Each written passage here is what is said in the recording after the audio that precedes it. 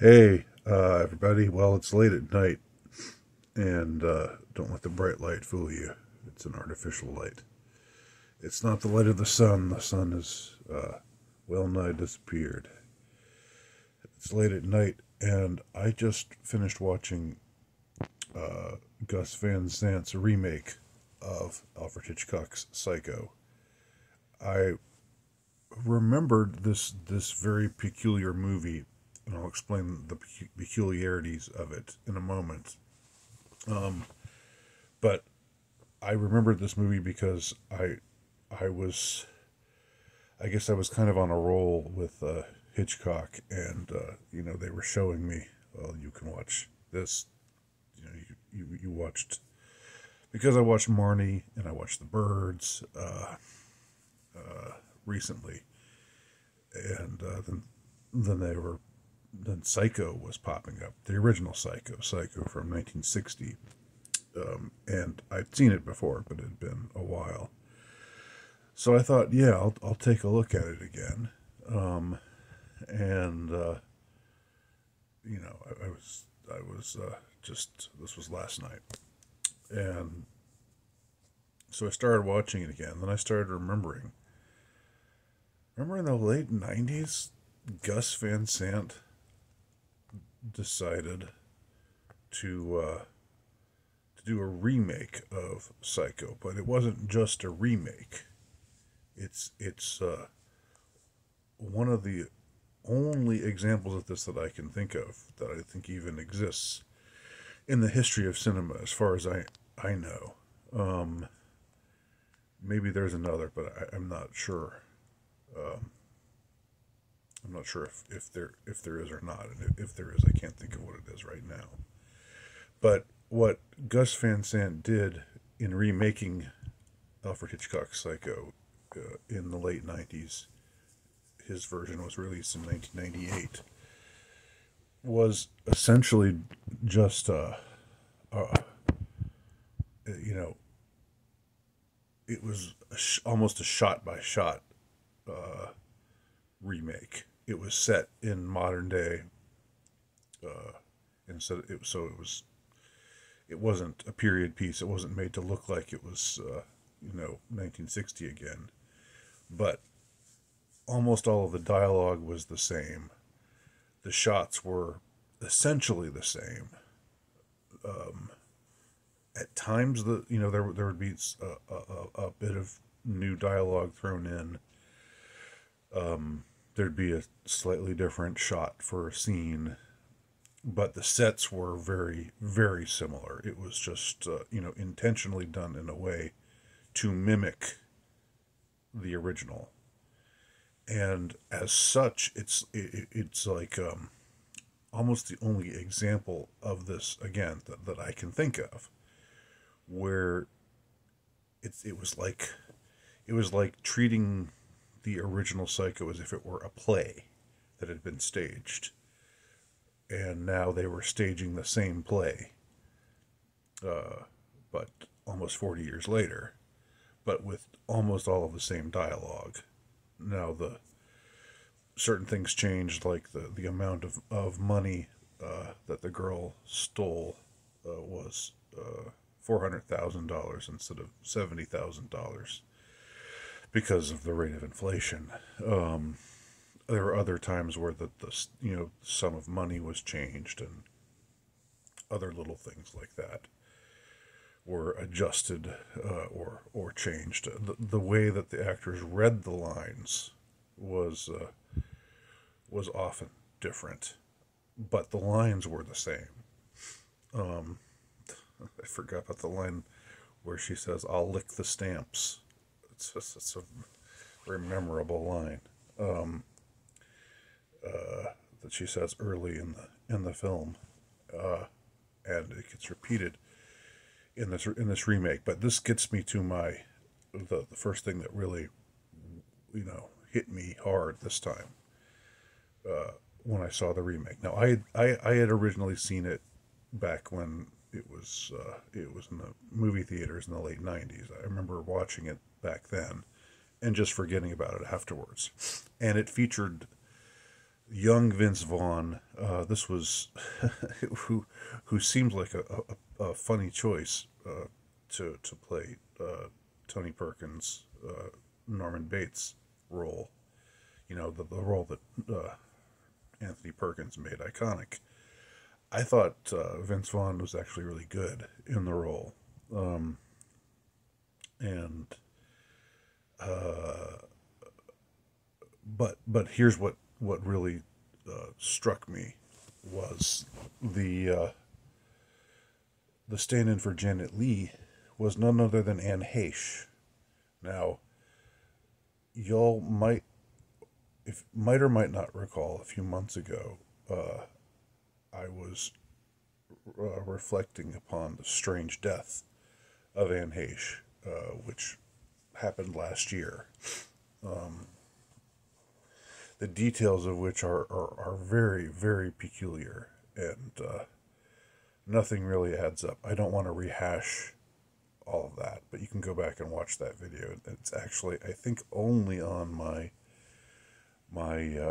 backup channel, because I recorded that video during a time when I was actually suspended from this channel. I'd gotten a couple of strikes, I think.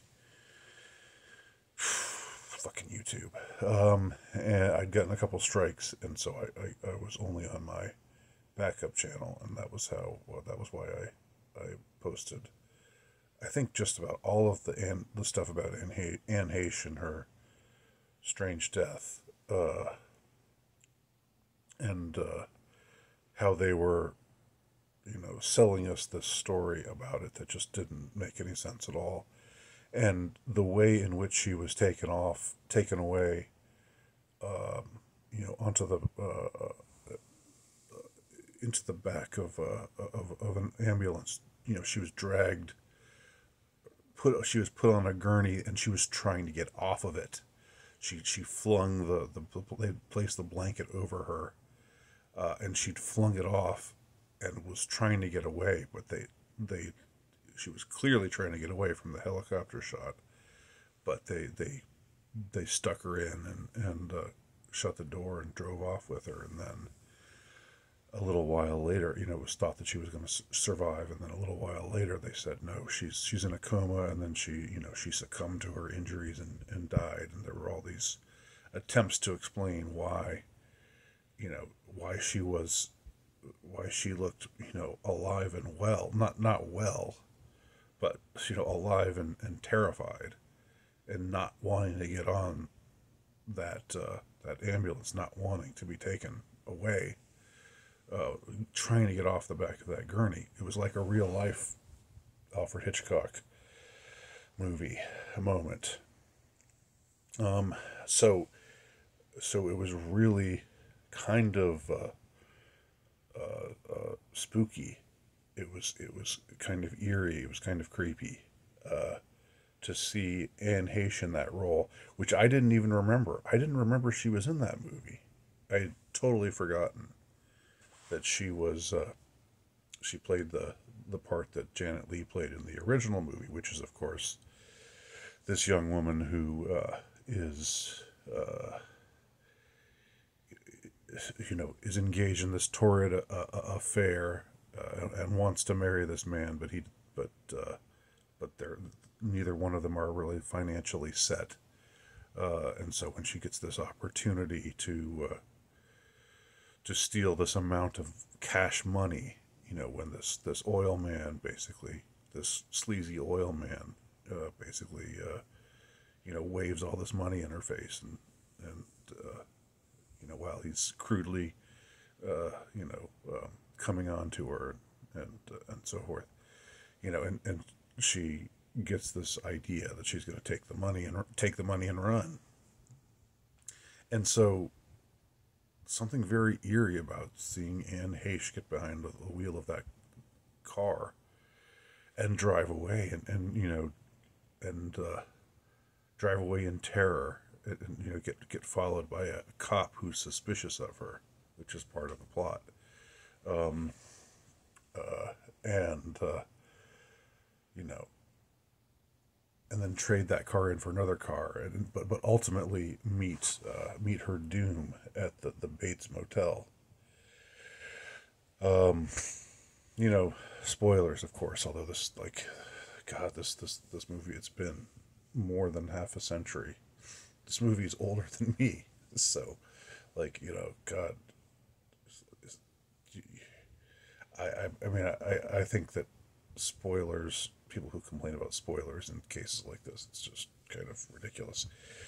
Um, but anyway, I I uh, I was thinking just this time, it was really striking me seeing Anne Heche in that role. Um, and I've talked before how I believe that the Hollywood the biz the entertainment industry, um, it's a machine, and it puts certain actors and actresses in certain types of roles and locks them in, and it's like that's what they become. And in some cases, their own fate is mirrored by the by the characters that they play. It becomes a really strange, peculiar thing. I used the example of Liam Neeson. I had to look him up, but how he played these roles, where he was just this the sad-eyed widower, whose daughter gets taken by these thugs, and he's some ex, military intelligence agent, and he has a special set of skills. He knows how to kill a man with his pinky finger, and he just does whatever it takes to get his daughter back. And it happened. It's an iteration of a character that just gets repeated over and over again. And in the midst of Liam Neeson becoming or playing sad-eyed widowers who are tough yet tender, sensitive but also deadly. His own wife dies, and he becomes a widower. That's just one example of art imitating life in just really weird sorts of ways. And while what happens in Psycho with Anne Heche in this role doesn't directly mirror the fate that she meets in or that she met last year. Um, there are many similarities. She's on the lam. She's trying to get away. The authorities are hot on her heels. They're looking for her. They know she's well, they find out later that she's made off with this amount of cash. But the essential thing is this chase, this feeling of a chase, and the sense of fear on her part, and of trying to get away. That's really very eerie to see represented in this remake of Psycho that is, again, almost beat for beat exactly like Alfred Hitchcock's Psycho, except set in what was then the present, the late '90s, with contemporary actors.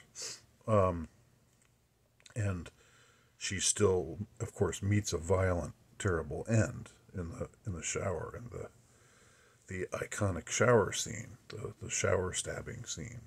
She becomes the new victim of Norman Bates slash Norma Bates. As anybody who's seen the movie, or who even just knows about the the storyline of the movie knows. So we have this woman trying to get away, uh, frantically trying to escape, and then meeting a terrible fate, terrible end. I mean, which exactly mirrors what happened to Anne Heche, 20 years later, 20 something years later, after herself, ha- living this extremely peculiar life where she was, uh, you know, things that I went into in my last video that I again, I'm loath to repeat myself too much here. But what I want to say is that what struck me, what sort of newly struck my mind in watching this version of Psycho, Gus Van Sant's revamped Psycho, or his reiteration uh, of Alfred Hitchcock's Psycho, with almost the same dialogue, almost the same shots, you know, very similar sets, um, just beat by beat, the same movie. It struck me that there is something ritualistic about that, and it's not just. I mean, yeah, I said before, it's like treating it like a play, like if you go to see Hamlet, you see, say that you've watched four different productions of Hamlet in your life, and in all of them they're using the same dialogue, but staging it differently. Different actors are playing the roles, and so forth, but it's still the same, from the same script, and it's the same story. Um, Here, it's even more similar than that, uh, because, as I said, the shots are the same, the sets are the same, and so it's almost like a ritual. And when I say ritual, I don't a ritual is not necessarily this sinister thing. Um, no, Hollywood rituals, rituals like we see uh, engaged in by the ruling class, and all of their depravities. Yes, those are sinister rituals. But you know, if you if you're if you're faithful, if you are a believing, say, Catholic, the liturgy, or you don't even have to be Catholic. There are various other denominations besides Catholics who have a liturgy. The Orthodox call it divine liturgy. In the Anglican tradition, they call it the Eucharist, the Holy Eucharist, but it's the same. And Catholics call it Mass, but the same idea. That you have the same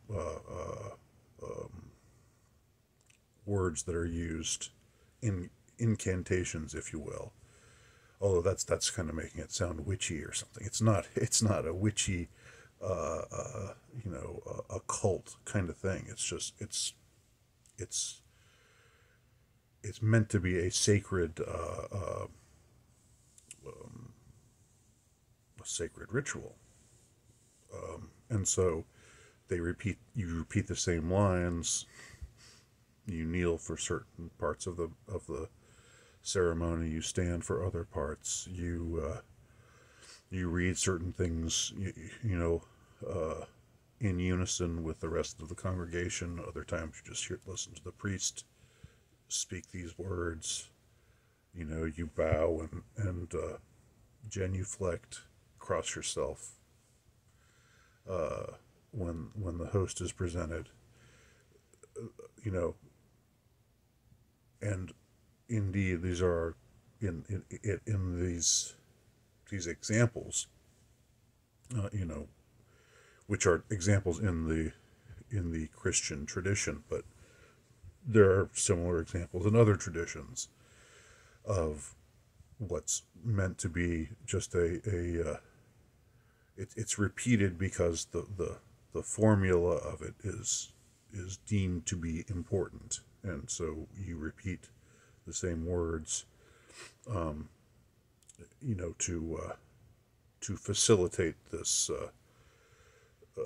important ceremony. This what Catholics and Orthodox and the more Anglo, the more Catholic of the Anglos, the more Catholic-minded of the Anglos,